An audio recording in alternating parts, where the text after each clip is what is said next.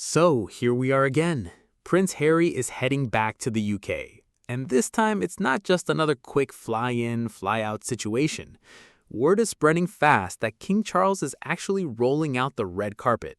Well, the Buckingham Palace red carpet to be exact, and offering his youngest son a room at the most famous address in London.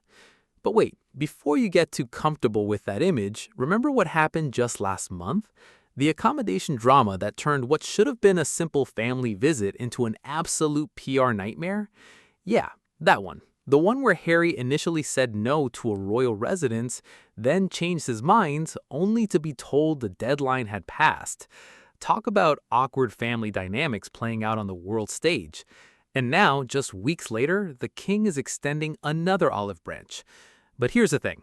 Will Harry actually take it this time? Because if there's one thing we've learned about this saga, nothing is ever that simple. Stick around, because we're about to break down exactly what's happening behind palace walls, why this offer is such a big deal, and whether this could actually be the beginning of a genuine royal reconciliation. But first, let me ask you something. Do you really think one room at Buckingham Palace can fix years of tension, or is this just another band-aid on a much deeper wound? This is the part where I remind you to hit that subscribe button, because trust me, you're gonna want to stay updated on this one. Let's be real for a second. The British royal family has had more drama in the last few years than most soap operas manage in a decade. And right at the center of it all, Prince Harry and his father, King Charles. Their relationship has been through the ringer. Public exits, tell-all interviews, a Netflix documentary that had everyone talking, and a memoir that basically set the publishing world on fire.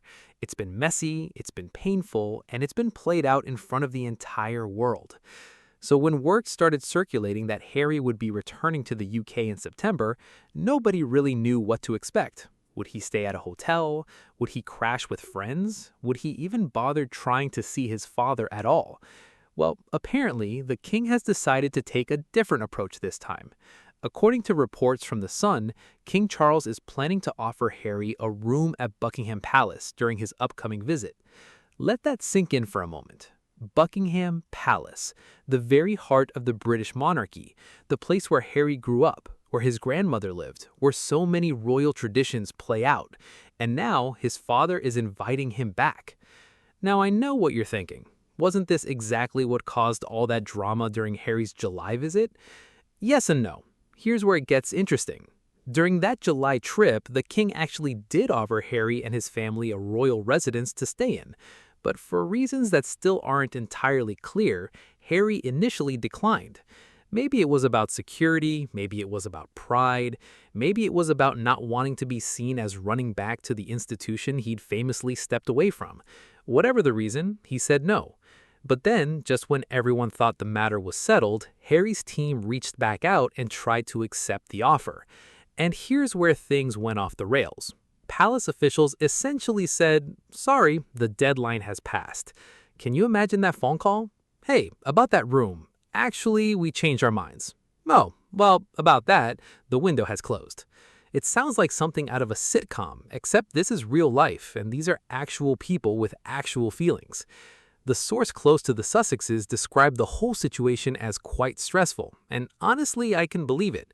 Imagine planning a visit to your home country, trying to arrange accommodations for your entire family, and having it turn into a public spectacle about who said what and when. It's exhausting just thinking about it. Russell Myers, who wrote about William and Catherine, put it pretty bluntly when he said what was supposed to be a big homecoming turned into a nightmare. And he's absolutely right. The optics were terrible. It looked like Harry was being petty, or the palace was being petty, or everyone was just being petty. The whole thing just reinforced the idea that Harry's relationship with the institution is fractured, maybe beyond repair. But here's where the story takes an unexpected turn. Despite all that drama, Harry and his family did actually reunite with the king during that July visit. And I'm not talking about a quick handshake at some official function. We're talking about a real family meeting. Meghan was there. The kids were there. Prince Archie and Princess Lilibet, who are basically growing up in California, finally got to spend time with their grandfather. This was huge. It was the first time King Charles had seen his California-based grandchildren since 2022. Think about that for a second. These are his grandchildren, his flesh and blood, and they've barely seen him because of this ongoing rift. That meeting at Highgrove House wasn't just a photo op, it was a genuine attempt at healing. And maybe, just maybe, it opened the door for what's happening now. However, and you knew there was going to be a however, nothing in the royal world is ever straightforward. Harry and Meghan previously lived at Nottingham Cottage on the grounds of Kensington Palace before moving to Frogmore Cottage in Windsor, which was basically their dream home. They renovated it, they made it their own, and then they were asked to vacate after stepping back from royal duties. That must have stung. You put all that work into a home, you make it beautiful, and then you're told to leave. It's not like they were asking for much, just a place to stay when they visit. But the palace has a way of making things complicated, even when they seem simple.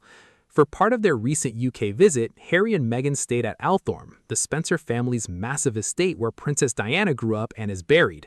That's a whole different kind of symbolism right there. Diana's brother, Charles Spencer, hosted them, giving Archie and Lilibet a chance to learn about their grandmother in a way they never could have otherwise. Meghan even shared photos on Instagram of the kids and Harry at the estate, which tells me that this visit was meaningful. It wasn't just about seeing the king, it was about connecting with Diana's legacy, about showing their children where their grandmother came from, about keeping her memory alive. Now let's talk about the elephant in the room: security. This has been the sticking point for years. Harry has been very open about his concerns, telling the BBC that he can't see a world in which he would bring his family back to the UK without the police protection they lost after stepping back. And honestly, I get it. He's not just some random celebrity. He's the son of the king. He's a target. His wife is a target. His children are targets. The threat level is real. So when he says he won't bring his family back without proper protection, that's not being dramatic. That's being a responsible father. The Executive Committee for the Protection of Royalty and Public Figures, or RAVEC, is supposed to review his security arrangements, but as of late June, that review hadn't concluded. And let's be honest, this process has been dragging on for way too long. Harry's representatives say RAVEC's own rules call for a review at least once a year, but his last review was nearly 7 years ago. 7 years. That's not just a delay, that's neglect. It's no wonder Harry feels like he's not being taken seriously. Now let's fast forward to September. Harry is coming back to the UK and King Charles is reportedly ready to welcome him with open arms and a room at Buckingham Palace. But there are still so many questions. Will Harry accept the offer? Will he actually stay at the palace, or will he choose to stay elsewhere to maintain his independence? Will this be a one-time gesture, or will it become a regular thing? And most importantly, what happens next? This isn't just about accommodation. It's about the future of the family, the monarchy, and the relationship between a father and his son. It's about whether these two can actually find common ground after everything that's happened. And let's not forget the role of Meghan in all this. She hasn't exactly been welcomed with open arms by the British press or the royal establishment, but she's clearly a huge part of Harry's life, and any reconciliation is going to have to involve her too. She and Harry are a team. They've made that abundantly clear. So when we talk about Harry coming back to the UK and staying at Buckingham Palace, we're also talking about Meghan and the kids. That's a whole different dynamic. Are they welcome at the palace? Will they feel comfortable there? Will the palace be able to accommodate their security needs? These are all questions that need answers.